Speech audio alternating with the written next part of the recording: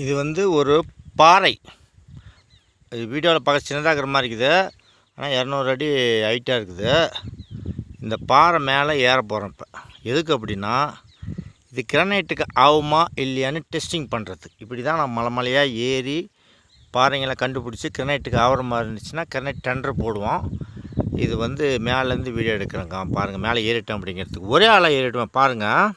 மலை அடியில் வந்தாச்சு, மேலே ஏறணும். இப்போ மலையில் பாதி வந்துட்டோம் பாருங்கள். அப்படியே இருக்குது பாருங்கள், எவ்வளோ பெரிய சறுக்கு மலை. இதில் வந்து செருப்பு இல்லாதெல்லாம் ஏறினா செருப்போடு போனால் வலிக்கிட்டு விழுந்துடணும், ஷூவோடும் வழுக்கும். செருப்பு இல்லாமல்னா ஏறலாம், ஆனால் இதில் அப்படியே நெட்டாக ஏறக்கூடாது. பாருங்கள், இந்த ஓரமாக போய் அந்த செடி சப்போர்ட்டில் அப்படி தான் போகணும். போய் மேலே ஏறி பார்த்தா தான் இதனுடைய ரிசல்ட், இது நல்லா இருக்குதா இல்லையான்றது தெரியும். கிரானைட்டுக்கு ஆகுமா ஆகாதான்றது. கிரானைட்டுக்கு ஆகுமா இல்லையான்னு டெஸ்ட் பண்ணுறது இப்படி தான். சலிக்கூடாது, துணைக்கு ஆள் இருக்கணும். ஆனால் இங்கே ஆள் யாரும் இல்லைங்கிறது நான் ஒண்டினா மேலே இருக்கிறேன். மேலே கரெக்டாக மேலே ஏறுறது, மேலே ஏறி செக் பண்ணுறது. இது வந்து கிரானைட் குவாலிட்டி ஆகுமா ஆகாதா அப்படின்றது. எவ்வளோ பெரிய மலை பாருங்கள், பாறை அப்படியே உயரம். பார்த்துட்டு டெஸ்ட் பண்ணிவிட்டு ஆகுனா டெண்டர் போடுவோம், இல்லைனா விட்டுருவோன்னு வச்சிங்களா. முக்கால்வாசி மலைக்கு வந்தாச்சு.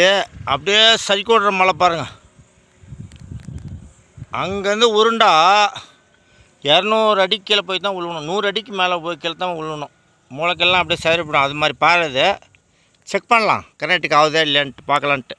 இங்கே வெயிலில் ஒரு பக்க சக்க பேர்ந்துருக்குது.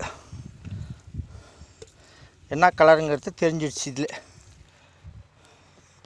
கிரானைட்டுக்கு ஆகும், ஆனால் குவாலிட்டி இல்லை, அதுதான் விஷயம் தெரிஞ்சிடுச்சு. மாப்பிள்ளை அவர் தான் சட்டை என்னது இல்லைன்ற மாதிரி கிரானைட்டுக்கு ஆகும், ஆனால் ஒர்க் அவுட் ஆகாது. இது பண்ணால் கட்டுப்படி ஆகாதுன்னு வச்சிங்களா.